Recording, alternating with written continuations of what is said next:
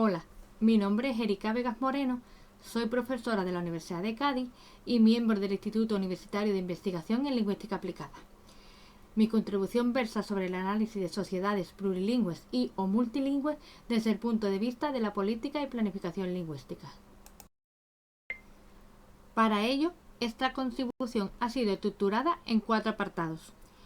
1. Introducción, 2. Metodología, 3. Resultados y 4. Discusión y conclusiones. Para empezar, podemos señalar que el análisis de sociedades plurilingües y o multilingües es una actividad que forma parte de la evaluación de la asignatura Política y Planificación Lingüísticas, materia obligatoria del tercer curso, impartida en el quinto semestre dentro del módulo Asesoría, Mediación y Planificación Lingüísticas del grado en Lingüística y Lenguas Aplicadas de la Universidad de Cádiz.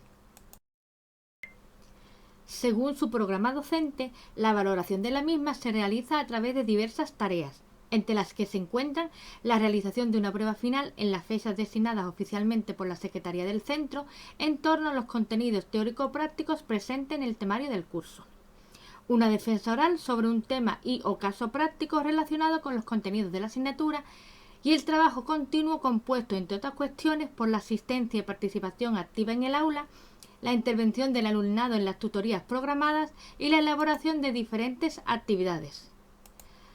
De esta forma, la elaboración de este estudio aplicado por parte del alumnado, en el que debía analizar una comunidad concreta en la que se dé una situación de coexistencia de lenguas de carácter social, vendría a cumplir precisamente con esa parte de la evaluación en la que se tiene que realizar una exposición pública. Por ello, en líneas generales, en esta materia se plantea, entre otras cuestiones, como objetivo general, la defensa oral de un análisis de una sociedad plurilingüe y o multilingüe, requisito indispensable para la superación de la asignatura, experimentando así la experiencia investigadora. Para la consecución de este fin, es necesario establecer otros objetivos específicos, entre los que podemos destacar lo siguiente. A. Definir el ámbito disciplinar de la política y planificación lingüísticas. B. Diferenciar la política de la planificación lingüística viendo los tipos de planificación existentes. C. Tratar los modelos de desarrollo y determinación lingüístico como clases de planificación. D. Analizar España como ejemplo de consistencia de lenguas de índole social en un espacio nacional y Europa en uno supranacional. E. Explicar los pasos a seguir en el estudio de sociedades donde haya coexistencia de lenguas. Y F. Subrayar las cuestiones más relevantes que deben considerarse en la elaboración de un trabajo de evaluación, tratando su estructura y desarrollo y las pautas a seguir en su confección.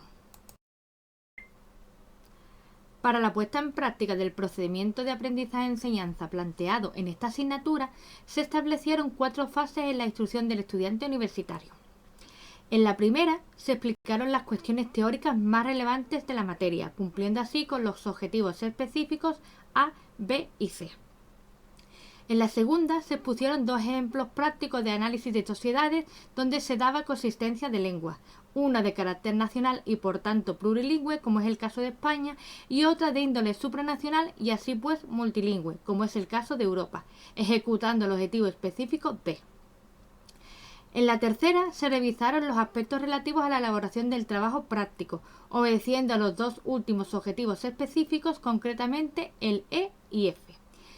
Y en la cuarta y última fase se solicitó al alumnado que eligiera una sociedad a investigar para posteriormente poner a prueba los conocimientos adquiridos, cumpliendo así con el objetivo general expuesto. La metodología planteada para llevar a cabo el procedimiento de aprendizaje-enseñanza trazado fue estructurada, como ya avanzamos anteriormente, en 4 fases, las cuales serán descritas a continuación. Así, dentro de la primera etapa, se establecieron a su vez 3 pasos. Describir el origen de la disciplina, viendo las posibles causas lingüísticas y extralingüísticas que propiciaron su aparición, y delimitar su ámbito de aplicación y los posibles problemas derivados de su denominación. Diferenciar la política de planificación lingüística, centrándonos en la planificación, analizando sus etapas y comentando los posibles esquemas de planificación existentes. Y por último, ver las diversas clases de planificación, focalizando nuestra atención en los modelos de desarrollo y determinación lingüísticos. De este modo, para abordar el primero, se comentó el nacimiento de esta disciplina lingüística de carácter aplicado, ligado al desarrollo de otras materias como la pragmática y la sociolingüística, entre otras, que es precisamente cuando se produce concretamente el auge de la lingüística aplicada. Además, se revisaron las causas que favorecieron su desarrollo, diferenciando las razones internas o rigurosamente lingüísticas de las externas o estrictamente extralingüísticas. Se señaló quién fue su pionero y se mencionaron las obras más importantes del mismo. Incluso, para terminar esta parte, se revisaron distintas denominaciones que ha recibido esta disciplina, atendiendo para ello diferentes autores, y se analizaron, siguiendo este mismo patrón, diferentes definiciones existentes en torno a ella. Asimismo, para trabajar el segundo, una vez delimitada la disciplina, se distinguió la política de la planificación lingüística, señalando que mientras que con el primer término se hace referencia a la toma de decisiones políticas sobre una lengua o un uso concreto de la misma, con el segundo se alude al desarrollo de un plan de actuación para su ejecución, lo que hace que estas unidades especializadas no sean sinonímicas, sino que sean denominaciones de etapas sucesivas. Primero se da la decisión oficial y segundo, la elaboración de un plan de actuación para ejecutarla. Seguidamente, diferenciadas estas dos cuestiones, nos centramos en la planificación lingüística, puesto que es el desarrollo de este aspecto el que concierne directamente a los lingüistas, filólogos, académicos, etc. De modo que aquí se analizaron las distintas etapas de planificación, que recordemos que son la selección, la codificación, la implantación y elaboración, y se comentaron los posibles esquemas de planificación existentes.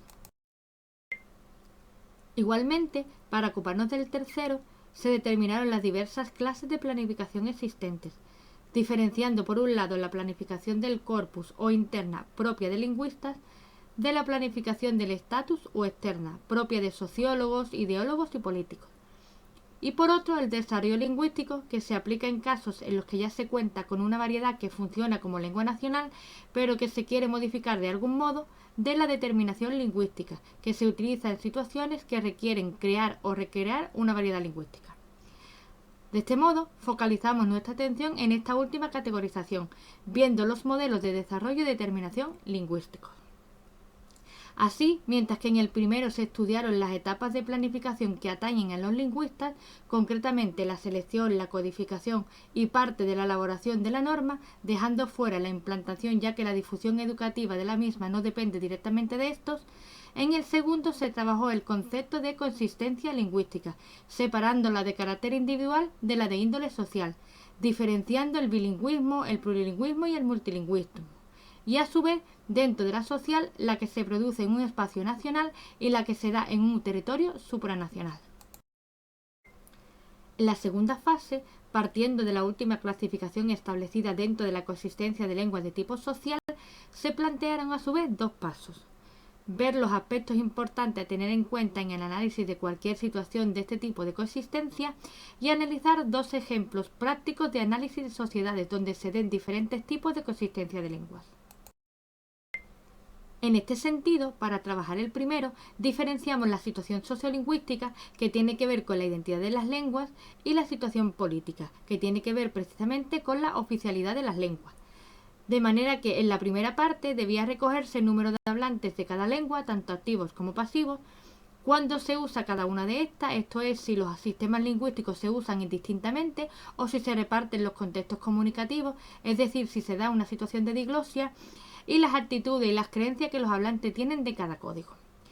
En la segunda, tenía que analizarse toda la legislación existente en torno al uso de estas lenguas en un estado de coexistencia, que suele centrarse precisamente en la cooficialidad, por ejemplo, constituciones, estatutos, leyes de normalización, etc. De igual modo, para atender el segundo, se expusieron el análisis y el estudio de dos sociedades concretas, que como ya avanzamos era España como espacio de carácter nacional y por tanto plurilingüe, y Europa como territorio de índole supranacional, y así pues multilingüe. Asimismo, en la tercera se examinaron los aspectos relativos a la elaboración de un trabajo de carácter práctico, requisitos que debían tenerse en cuenta por el estudiantado para una correcta estructuración del trabajo. Este trabajo científico debía estar estructurado en 5 apartados. Resumen y palabras clave, recogiendo una síntesis lo más exacta posible de los contenidos tratados que permitiesen al profesor tener una visión global del trabajo, y un mínimo de 3 palabras clave que debían servir para que el tema investigado pueda ser identificado con rapidez. Una introducción en la que se debía señalar al menos el tema de investigación, los objetivos generales y o específicos y la estructura a seguir en su defensa, describiendo brevemente sus contenidos. Un desarrollo el cual incluyera una contextualización geográfica de la comunidad o de la lengua, las situaciones sociolingüísticas y políticas, las definiciones de los conceptos clave y un estado de la cuestión, y si el alumno lo creyese necesario, además otros apartados que él considerase. Unas conclusiones que comprendiera una valoración más relevante de los aspectos más importantes sobre el tema o lo que el alumno considerase lo más significativo de su contribución particular. Y por último, unas referencias bibliográficas que contendrían los trabajos citados en su defensa oral. Por último, en la cuarta fase se solicitó al alumnado que eligiera una sociedad a investigar, para posteriormente poner en práctica de manera individual los conocimientos adquiridos a través de esta tarea de evaluación. El trabajo sugerido al alumno constaba entonces de 3 partes. En la primera debía seleccionar una sociedad que le interesara, seleccionando un texto científico relacionado con este tema de la amplia lista proporcionada por el equipo docente, el cual sería el punto de partida de la investigación exhaustiva que debían llevar a cabo. En la segunda realizarían un estudio descriptivo y crítico de la realidad trabajada, valorando la capacidad investigadora del alumno, la aplicación de los contenidos trabajados en clase y la originalidad empleada por el estudiantado. Y en la tercera y última, a partir de esta investigación tenían que realizar una defensa pública de dicho trabajo en clase entre sus compañeros, el día y hora acordados, además de entregar la presentación empleada en esta, siguiendo entonces las pautas establecidas en la guía del trabajo de la asignatura. De este modo, a partir de toda la información expuesta, mientras que el alumno llevaba a cabo su propia investigación de política y planificación lingüística, seleccionando una sociedad la cual no debía repetirse dándole libertad de selección, comenzaba la labor enriquecedora del profesorado y del alumnado, ya que a partir de las diferentes dudas y o propuestas planteadas se producía en clase un pequeño debate muy beneficioso sobre el análisis y la reflexión de las cuestiones presentadas. Pues bien, con la aplicación de la metodología anteriormente propuesta, obtuvimos interesantes resultados que comparamos con los datos del curso pasado, teniendo en cuenta 3 cuestiones: el índice de alumnos que ejercieron su derecho a la evaluación, a partir de la asistencia a la evaluación el porcentaje de alumnos que superó la asignatura, y teniendo en cuenta el total de alumnos que tenían ese derecho a evaluación, que algunos se ejecutaron y otros no, los datos referentes a las calificaciones finales obtenidas en la materia. De esta manera, si atendemos al índice de asistencia a la evaluación, observamos en dicho análisis los datos que pueden ver en la diapositiva. Así, encontramos que mientras que en el curso anterior ejercieron su derecho a evaluación el 100% del alumnado, en el curso actual hubo un leve incremento de los que no lo hicieron, llegando al 7,32% frente al 92,68% que sí lo ejerció, mostrando tal vez que el alumno no se sentía tan capaz de realizar los ejercicios de evaluación para la superación de la asignatura con esta nueva metodología. Asimismo, a partir del porcentaje de alumnos que ejecutaron su derecho a evaluación, observamos que, a pesar de que en el curso anterior el 100% de los alumnos ejecutaron su derecho a evaluación, solo el 85,71% obtuvo un resultado satisfactorio, frente al 14,29% que no lo consiguió. Mientras que en el curso actual hubo un incremento considerable, pasando al 94,74% de resultados positivos frente al 5,26% que no lo hizo, demostrando que aunque el alumnado con esta nueva metodología no se sentía tan capaz de superar el curso, sí había adquirido mejor las destrezas necesarias para realizar los ejercicios de evaluación para la superación de la asignatura. Finalmente, teniendo en cuenta el total de alumnos que tenían ese derecho a evaluación, que algunos aprovecharon y otros no, en dicha observación extrajimos los siguientes datos. Mientras que en el curso pasado y el actual no hubo una diferencia considerable en lo que respecta a la obtención de matrículas de honor, sí se produjo un aumento destacable en el porcentaje de sobresalientes, encontrando un 2,86% en el curso pasado y un 19,51% en el actual. Sin embargo, algo distinto ocurre en lo que respecta a las calificaciones de notable y aprobado. Mientras que encontramos una tendencia descendente en lo que se refiere a la obtención de aprobados, con un 48,57% en el curso pasado y un 12,20% en el actual, sí se dio un incremento en lo que se refiere al número de notables, con un 34,29% en el curso anterior y un 56,10% en el actual. Del mismo modo, encontramos una situación similar en el resto de calificaciones, puesto que mientras que asciende la cantidad de alumnos que no ejercieron su derecho a examinarse a un 7,32% de no presentado en el curso actual, sí disminuye considerablemente la cantidad de suspensos con la metodología actual, pasando de un 14,29% de alumnos que le quedó pendiente el curso pasado a un 4,82% en el actual. Como hemos podido observar a lo largo de esta comunicación, los resultados obtenidos en ambos cursos no difieren mucho unos de otros, ya que hay cierta compensación entre ambos.